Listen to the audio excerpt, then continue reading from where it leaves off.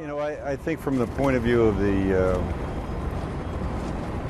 the terrorists, what they were hoping was that, as you had said, what they were hoping was that they would strike and the whole system would collapse. They were looking at chaos having that effect of you add the straw to the camel's back and the whole thing collapses. Now, chaos, you know, does work that way if you have a system stressed to the breaking point, and you of course never know where the breaking point is. A living system like the United States or any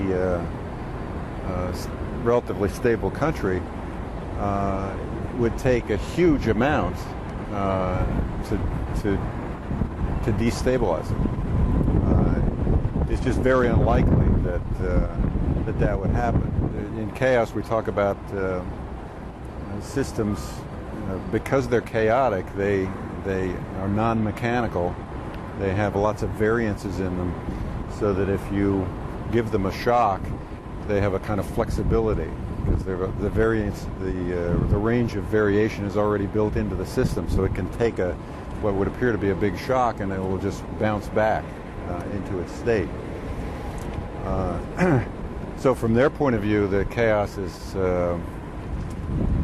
not going to probably accomplish what they hope it would accomplish.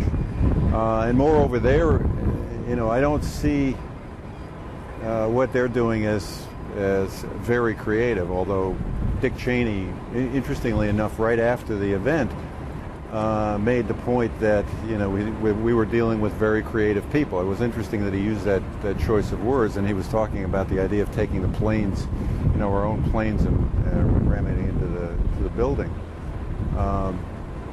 Certainly there is creativity involved in that destruction, but the framework of it is what we were talking about before, that subject-object relationship.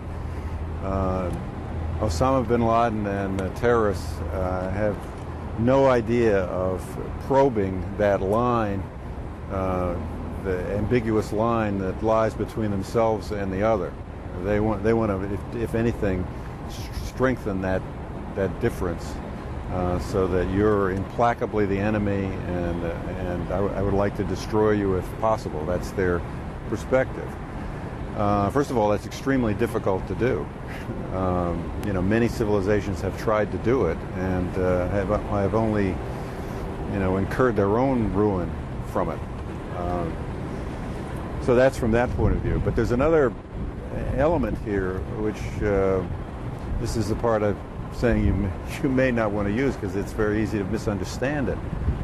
But I think we need to admit that there is an attraction for us in the rubble, and I should say us as human beings. The Atlantic Monthly article highlights that, because the writer of the article admits quite frankly that when he goes down down into this section that we're looking at here, when it was filled with rubble and they were looking for the central air conditioning system, that he was attracted to that underground chaos. And I think your war has a similar kind of attraction for us. If you read war narratives, they're filled with the improvisational response that can come from a chaotic situation. People like that. They also, I think, like the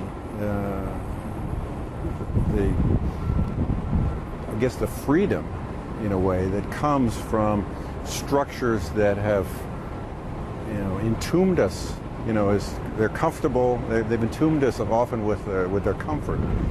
And since we're often so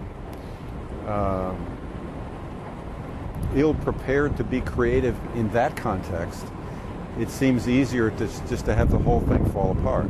In other words, I don't know that if you were used to being creative, you don't have to blow up the whole world in order for that to happen. But as a matter of fact, most of us operate in mechanical lives. So I remember